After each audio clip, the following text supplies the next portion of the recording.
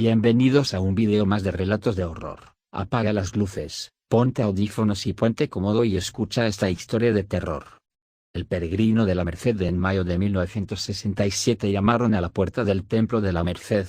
Uno de los padres abrió la puerta llevándose un susto al mirar que un espíritu estaba parado justo frente a él.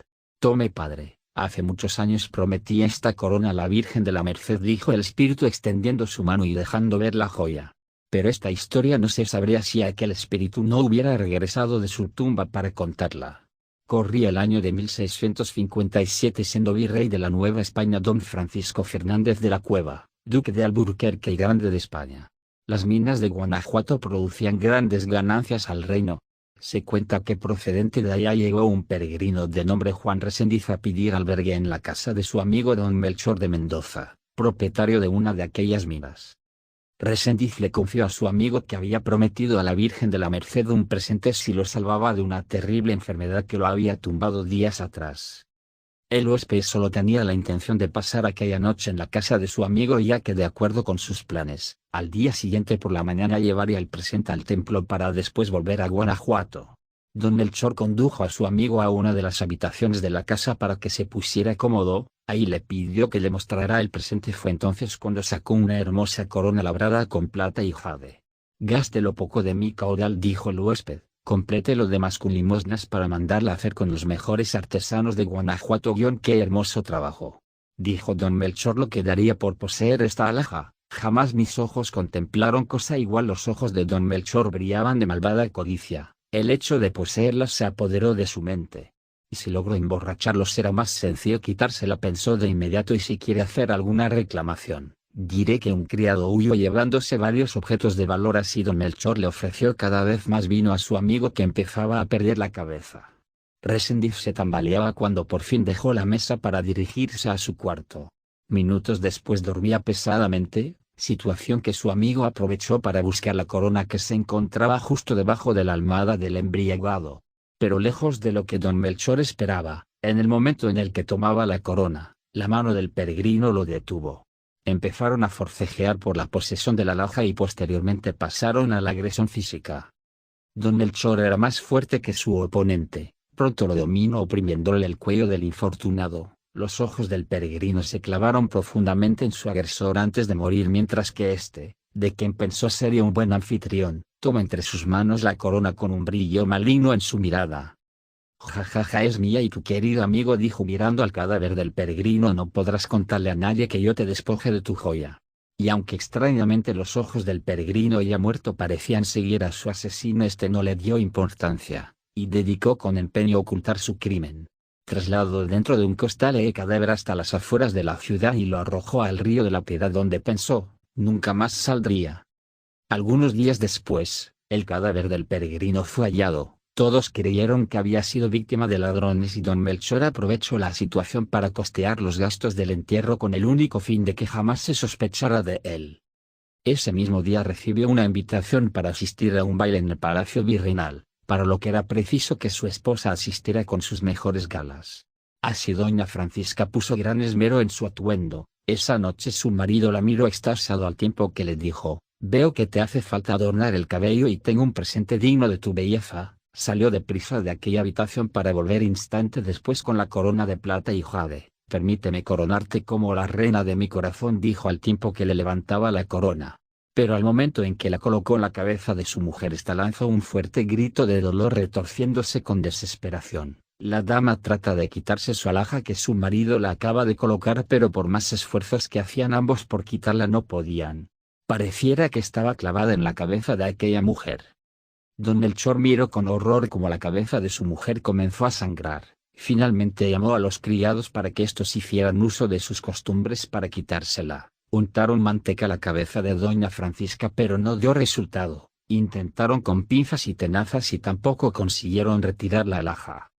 A pesar de que la sangre brotaba a chorros, doña Francisca permanecía en pie sin perder el sentido, como si una fuerza sobrenatural la mantuviera consciente.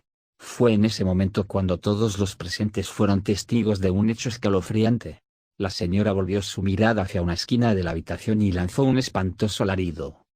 Todos voltearon la vista hacia aquel lugar y vieron un espectro que señalaba con sus dedos descarnados la cabeza de la dama. Enseguida se desvaneció aquella monstruosa aparición ante los ojos atónitos de los criados y de don Melchor. Los criados salieron de inmediato no solo de la habitación, sino de la casa también, y aunque don Melchor bajo amenazas trataba de hacerlos regresar, no pudo conseguirlo. Al volverle a su miradas a doña Francisca, miró como la corona le cortaba las sienes, matando a la pobre dama sin piedad. Un escalofrío recorrió el cuerpo de don Melchor, que, venciendo su temor y repugnancia, tomó la corona ensangrentada, después la colocó en la arquilla y levantó el cuerpo de su esposa para colocarlo en la cama. «Pobre mujer mía», se decía llorando, «qué horrible muerte la tuya». En ese instante sintió una presencia a su lado. Cuando volvió su rostro, el susto fue tan extremo que por poco y perdía el equilibrio. Miró un ser venido del más allá que lo señalaba al tiempo que le decía: «Grande ha sido tu castigo por tomar lo que no te pertenecía». «No, no, estoy soñando», dijo don Melchor tapándose los ojos. La horrible figura del peregrino fue desapareciendo hasta quedar únicamente sus ojos. Don Melchor ya no soportó más tiempo y salió corriendo de la habitación, pero no había nadie en la casa que pudiera auxiliarlo, por lo que salió hasta la calle gritando, y ahí tropezó con la ronda. «Ayúdenme, él me persigue, ha matado a mi esposa». «Tranquilo, señor», respondió uno de los guardias, «veremos qué podemos hacer por usted». Y así, acompañado por la ronda, don Melchor regresó a su casa, que se sentía helada y con un ambiente pesado. Aquellos hombres se llevaron el gran susto al mirar a doña Francisca toda ensangrentada. «¿Pero qué le pasó a esta mujer?», preguntó el guardia. Don Melchor contó lo sucedido con lujo de detalle, lo cual parecía asombroso y lo suficientemente fantasioso como para que los guardias le creyeran. Sin embargo, al llegar la mañana fueron encontrados los criados, quienes no solamente afirmaron los hechos, sino que además dieron su propia versión. Esa misma tarde, don Melchor hizo un suntuoso funeral a su amada esposa, pero al regresar del sepelio volvió a sentir aquella siniestra presencia. Estaba muerto de pavor y los pelos se le erizaron cuando miró los ojos acusadores del peregrino. Aquellos ojos fueron tomando forma hasta convertirse en un ser descarnado. «Esa corona seguirá siendo causa de muerte», dijo el espíritu señalando la bella alhaja. «Basta. Déjame en paz», gritó don Melchor tapándose la cara. Nuevamente el espectro fue desvaneciéndose en el aire hasta quedar nuevamente sus ojos. «Tienes la oportunidad», le dijo una voz desgarradora, «llevar la corona al templo de la Merced». Un silencio amenazante envolvió la habitación en cuanto aquellos ojos desaparecieron por completo, pero a pesar de esta advertencia, don Melchor fue a ofrecer la corona a un comerciante de la calle de Plateros, hoy primera y segunda de la avenida Madero. El comerciante quedó maravillado ante el precioso trabajo de la joya y aceptó comprar la corona a precio de 30 ducados. Aquel trato fue motivo de gozo para don Melchor, quien creía haberse deshecho de su amigo el peregrino. Y así parecía ya que esa noche no hubo aparición, ni ojos acusadores que turbaron su sueño. Pero el señor Mendoza se encontraba ignorante de lo que estaba ocurriendo en la casa del comerciante Sotero. «La joya que adquirió le pertenece al templo», le dijo el espectro al comerciante Sotero. «¿Cuál joya?», preguntó con pavor Sotero. «Por la que pagaste 30 ducados», replicó el espíritu del peregrino. «Debes de llevarla al templo de la Merced». La horrible aparición se desvaneció en el aire y el Sotero, molesto, salió de inmediato rumbo al templo de la Merced, pero allí, sin darse cuenta, la luz del día ya brillaba, y a los pocos pasos lo detuvo su compadre, quien con curiosidad miraba cómo Sotero abrazaba un arca, lo que no dudó en preguntarle qué era lo que llevaba. Sotero tenía la intención de continuar su camino, pero la codicia le obligó a enseñarle a su compadre la corona. Joaquín no pudo disimular su admiración y sin dudarlo le ofreció 28 ducados por la joya, sabiendo que pronto podría doblar el valor en su comercio. De esta manera, aquella tarde la corona de plata y jade estaba a la vista del público, pero transcurrió el día sin que hubiera un comprador, cosa que alegró a uno de los artesanos del comerciante. El joven esperó a que los demás trabajadores se marcharan, tomó un candelabro de plata y golpeó a este en la cabeza de don Joaquín. Se apoderó de la corona y salió apresurado del establecimiento. Temeroso de ser descubierto, escapó por las calles más oscuras y dirige sus pasos al barrio de la Soledad, pero al pasar precisamente ante de la casa de don Melchor, el espíritu del peregrino le cerró el paso. «Detente, ladrón», dijo el descarnado ser, «llevas una joya que le pertenece al templo». Y aunque estaba muy oscuro, el joven pudo distinguir aquel ser descarnado que le heló la sangre. «¿Qué quieres de mí?», Preguntó el joven. Solo que lleves la corona a su legítima dueña, que es Nuestra Señora de la Merced, solo así podré descansar en paz, concluyó el ser. Pero el joven no pudo resistir más la impresión y cayó desmayado en plena calle al pie de la puerta de la casa de don Melchor, quien se asomó al escuchar aquel golpe seco. Lanzó un fuerte alarido cuando miró de nuevo aquellos ojos amenazantes. Loco de pavor, Mendoza levantó la corona del suelo y la extendió al espíritu del peregrino. «Tómala y llévala tú mismo, pero déjame en paz», dijo don Melchor desesperado. El horrible espectro de don Juan lo tomó con sus manos y lo condujo por las calles de la soledad, presentando un espectáculo aterrador. Cuenta la crónica que por muchos días se comentó aquella espantosa impresión que se llevaron los transeúntes que presenciaron aquel hecho horripilante. El aspecto verdoso de aquella ánima asustaba a cuantos querían acercarse a auxiliar a don Melchor. Los que tenían la mala suerte de tropezar con la macabra pareja se apartaban atemorizados a su paso. «El diablo se lleva a ese hombre», gritaban los espectadores. De ese modo, sin hacer caso de los desesperados alaridos de don Melchor, los dejaron continuar su camino hasta que llegaron a las puertas del Templo de la Merced. Don Juan le ordenó al que fuera su amigo que le pidiera perdón a la Señora de la Merced, pero éste señaló que la puerta estaba cerrada.